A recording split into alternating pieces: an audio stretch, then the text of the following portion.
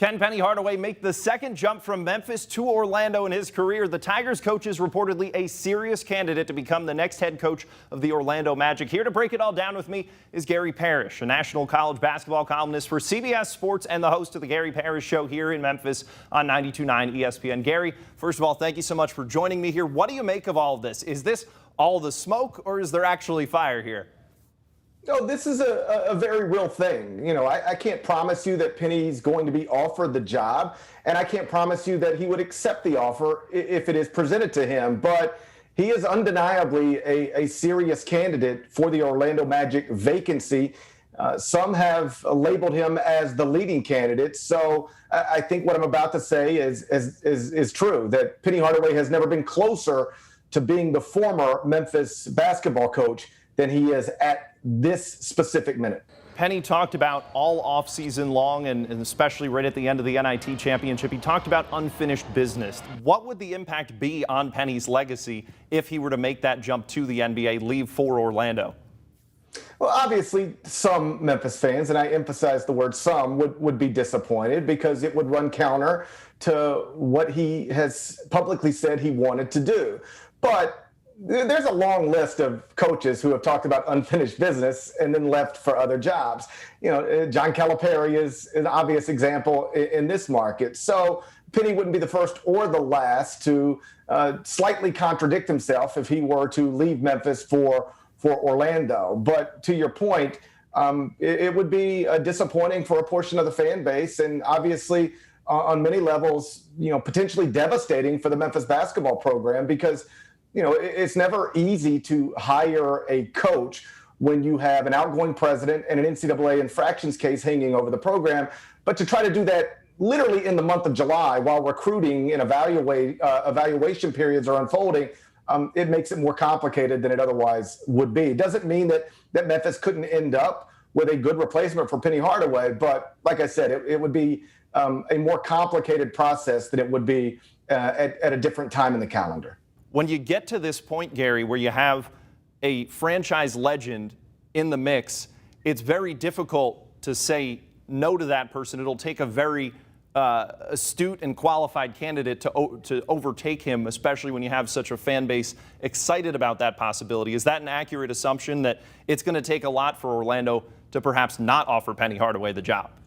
Well, I will say this, that if you're a Memphis fan who wants Penny to stay, one concerning thing should be that, you know, the Orlando Magic, by NBA standards right now, it's a bad job. There's not a lot of other great candidates. You know, he's not up against Rick Carlisle and Greg Popovich for this job. He's up against other, you know, assistant coaches and people whose names don't jump off of the page. And so certainly Penny is the most high-profile candidate publicly known to be in play for the Orlando job right now. And I think you're right. That does make it more likely than not that he would probably get an offer at some point, because, you know, if you're not offering it to Penny Hardaway, who are you offering it to?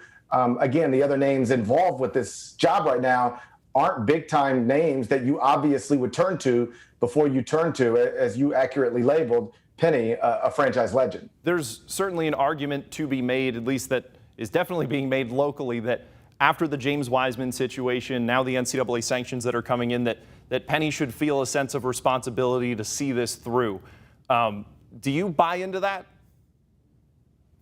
No, I mean, I understand it. I understand that perspective. I'm not dismissive of it, but I personally never blamed anybody for making career choices that they believe are in their best interest. You know, not every career choice I've made isn't the same career choice that somebody else with the opportunities that were presented to me. They're not the same decisions that other people would have made. But I make my decisions for my own reasons, and I'm willing to allow everybody else to do that. And so I know that, you know, Penny has said this is his destination job and he doesn't want to do anything else. And I'm obviously very aware of how the James Wiseman situation spiraled into a thing that could cause the program long-term problems. But, you know, the sport has changed drastically since the day Penny was hired. Name, image, and likeness wasn't a thing. The G League Ignite, buying prospects out from underneath you wasn't a thing. I think Penny, if he were being honest, would tell you this is harder and more time consuming than he assumed it would be when he went into it, a little bit starry-eyed. And if you are now presented with an opportunity to be an NBA head coach, there's only 30 of these jobs. If you're now presented with the opportunity to be an NBA head coach and leave behind Zoom calls with recruits and constant text messaging with prospects and bouncing around to grassroots events so you can evaluate players. If you can leave all that behind in Orlando, just work with a young core and try to develop NBA prospects into legitimate high-level NBA players. And that's all you have to do. That's your job. Develop players and coach your team. You can leave everything else behind. Whether you talk to Brad Stevens or Billy Donovan or basically any other college coach who's ever made the jump to the NBA, it is an easier lifestyle, a much more enjoyable lifestyle. College basketball coaching is very little about coaching. It's about 90% things that have nothing to do with coaching basketball. In the NBA, if you're a head coach, you're just a coach. And that is attractive to a lot of people. And I can understand why it would be attractive to Penny Hardaway. I'm not saying that if the job's offered and he accepts, he wouldn't have some mixed feelings about it. And what you've described as not, seeing this all the way through. I'm not saying that it wouldn't bother him on some level, but Chris Beard just left Texas Tech for Texas. I know that bothered Chris, to jump from one rival to another, to stay in the same state, to stay in the same conference. I talked to him about it in recent weeks, but ultimately he decided he had to do the best thing for he and his family in this moment.